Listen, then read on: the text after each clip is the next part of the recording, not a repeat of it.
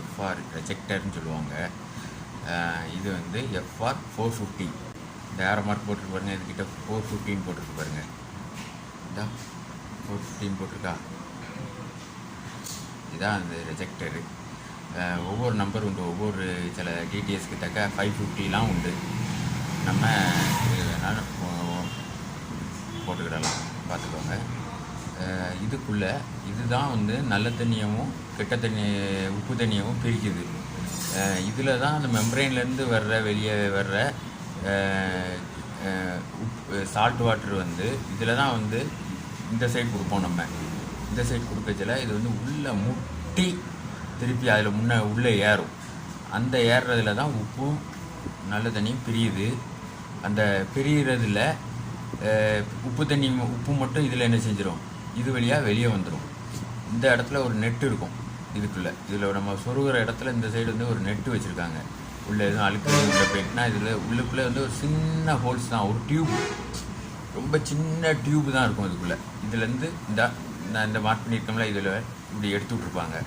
அதில் அடைச்சிடக்கூடாதுல்ல, அதனால இது பண்ணியிருப்பாங்க. இது இது வந்து அடப்பாயிட்டுன்னா தண்ணி என்ன ஆயிரும், அங்கே டேஸ்ட் மாறும் தண்ணி. அதே நேரம் என்ன ஆகும்னா இங்கே உப்பு தண்ணி நிறைய போகும். ஒரேடியாக ஓப்பன் ஆகிட்டுன்னா உப்பு தண்ணி நிறைய போகும். நல்ல தண்ணி டேங்க்குக்கு வர்றது வந்து குறையா வரும். இதுதான் இதுக்குரிய இது. இதுக்குள்ளே நம்ம எப்படி இருக்குன்ட்டு இதை ரெண்டாக கீறி நான் அங்கே ஒன்று வச்சுருக்கேன். அதில் அது உள்ளே என்ன இருக்குங்கிறத நம்ம பார்ப்போம். இதாக இருக்குது பாருங்க, இதுதான் அது. இதே தான் நான் அதை வந்து ரெண்டாக வெட்டி வச்சுருக்கேன். இதுவும் ஒரு 450 தான். இந்த ஏரோ மார்க் இருக்கா. இதில் இந்த பாருங்க, நான் சொன்னோம்ல ஒரு நெட்டு வச்சுருப்பாங்கன்ட்டு. இந்த சைடு நான் கோடு போட்டிருக்கேன் பாருங்கள். இந்த சைடு நான் கோடு போட்டிருக்கேன்ல, இதில் தான் நெட் இருக்கும். அந்த நெட்டு வெட்டச்சில் அந்த நெட்டெல்லாம் அத்துட்டு இதில் தான் கிடந்துச்சு, அதுலேயும் இல்லை நெட் இருக்கும். அதுக்கப்புறம் இந்த பாருங்க, இதான் வந்து இதில் வந்து முட்டி இந்த இடத்துல தண்ணி வந்து முட்டி இதில் ஒரு சின்னதாக தெரியுது பாருங்க. இந்த பாருங்க, இதுதான் அந்த டியூப். நான் சின்ன டியூப் சொன்னோம்ல, அந்த டியூப் இது பாருங்க, தெரியுதா? இந்த டியூப் வந்து இது வழியாக வந்து கீழே இந்த இதுக்கு அடியில் வழியாக இந்த சைடு வருது பாருங்க.